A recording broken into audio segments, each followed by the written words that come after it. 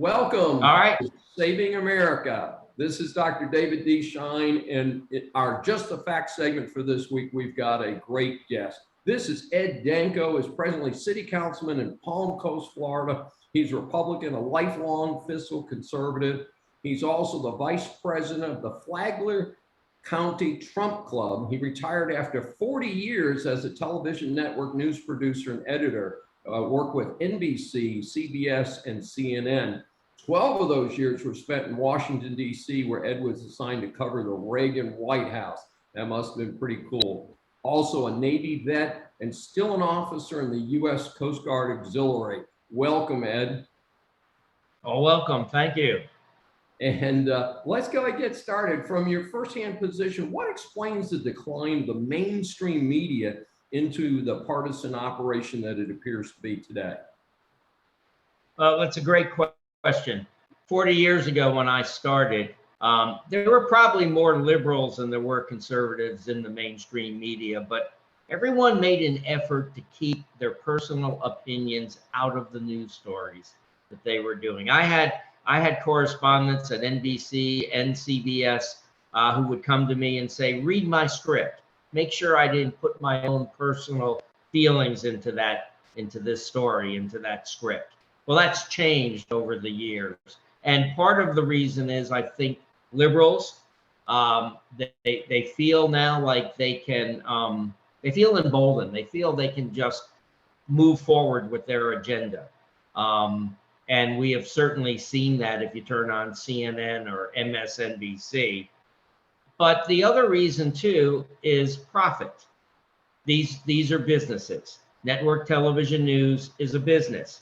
So if you can corner a piece of the market like Fox has done or like CNN has done, you're going to make more money. And it's sort of become an echo chamber.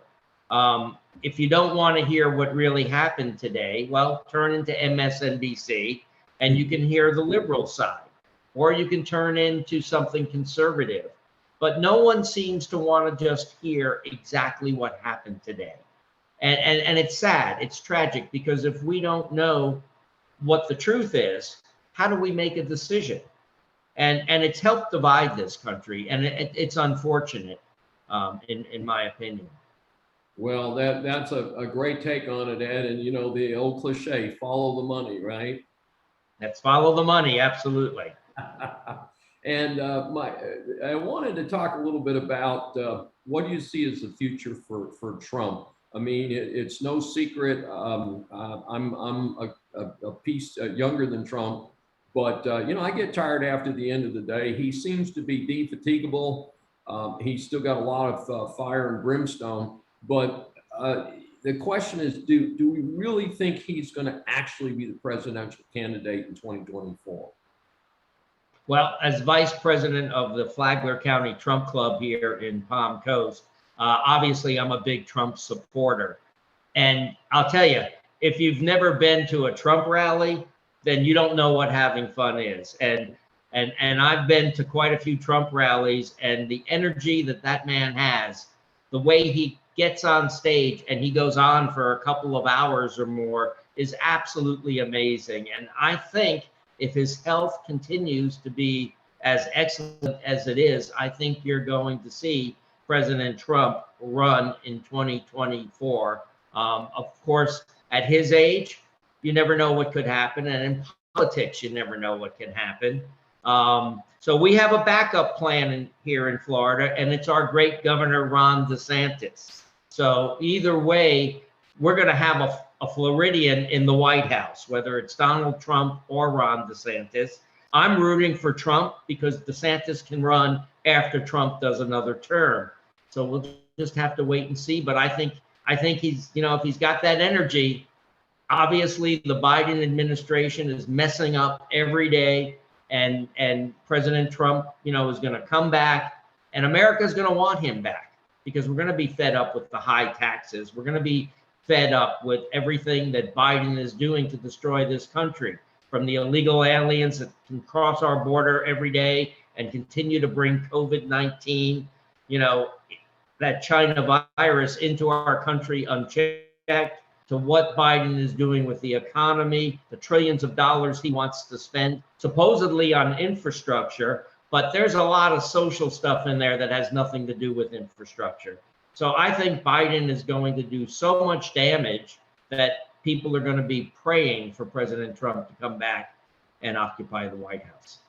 Yeah, and there does seem to be a consensus across the board that he will be a one-term president if he makes it through this one term. But I think we're going to have a major event in between, and that's the 2022 elections. And that's going to be a real litmus test. What I'm hearing on the news is that the projected red sweep is coming, as they call it. I'm not fond of the red color for the conservatives, by the way, having grown up in the red scourge and the dirty commies. And you know, I still don't think the word commie without the word dirty in front of it. As you and I grew up close together in age, so it's pretty interesting to see what's happening. Let me ask you a quick follow-up question. If it wasn't Ron DeSantis and it wasn't Donald Trump, who would Donald Trump likely be a kingmaker for? A couple of names I'm going to mention to you: Marco Rubio and Nikki Haley. Well, I don't think it'll be Marco Rubio. I think he's angered enough of us. He was never a big Trump supporter. So I'm not a big Marco Rubio fan. We don't really have anyone else here in Florida that's announced yet to run against Rubio in a primary. Nikki Haley, certainly an interesting character, but I mean, honestly, I'd go back to a Texan, and I know he wasn't a big fan when Trump first was nominated, but he became a big fan. And of course, I know you know who I'm talking about. There's only one Texan who's a senator, and that would be Ted Cruz, that I think could run for president. And as somebody who spent a part of my life in Texas, and as I always tell folks, I wasn't born there, but I got there as fast as I could. Ted Cruz would be an excellent candidate. Too funny. You've seen that bumper sticker, and I keep that in mind. I came from the Northeast, and I do tell people that.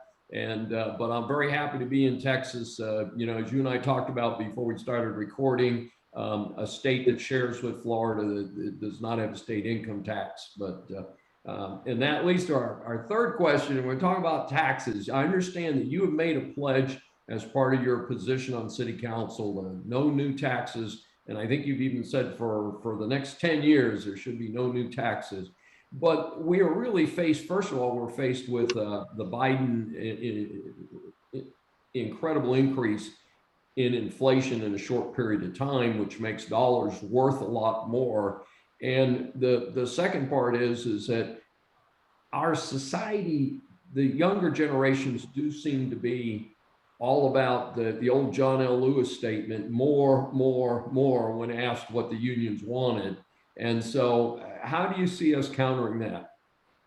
Well, I ran on a pledge not to raise taxes. My campaign slogan was, I'd rather drink antifreeze than vote to raise your taxes. And I mean that. I mean that. And if you go to my website, my campaign website, you can even see the TV commercial I did, blindfolded, doing a taste test between antifreeze in one glass and tax increases in the other.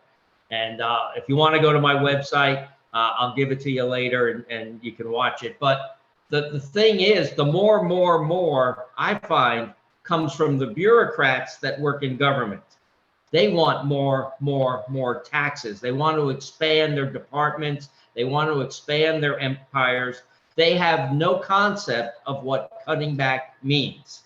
Now, you and I, if we're home and we don't have enough money to do all the things we want to do, we make sacrifices. We prioritize. I'm discovering as a city official, and we're going through a budget process right now, this month and next month, that these bureaucrats just keep adding money. They have no sense of what it means to simply cut back a little bit. They want to keep hiring people. They want ridiculous salary increases. Right now, they're proposing that we give people salary increases up to 7% for 2022. Now, I don't know anyone in the real world that's going to be getting 7%. And I know coming from corporate America, even network television, we made cuts. We made painful cuts. Government bureaucrats don't want to do that. Well, I'm not going to give them what they want. And I was actually proud of our county commissioners here in Flagler County. They went back to the bureaucrats last week and said, this budget's not acceptable. You need to cut a few million more out of it. And that's what I intend to propose. I don't know if the rest of the city council will go along with me, but we've gone through this China virus. We had a lot of people lose income last year and through this year. We had a lot of businesses that were damaged. The last thing these folks need is a tax increase. I'd rather have them put money in their pocket and go spend it locally so we can collect the sales tax. And you give people more money, they spend more money, and it gets back to government anyway. So we don't have to do it through property tax increases. Thank you so much, Ed. Our time is up. Tell people, I hope people are enchanted and fascinated by what you said today. How do they get more information on Ed Denko?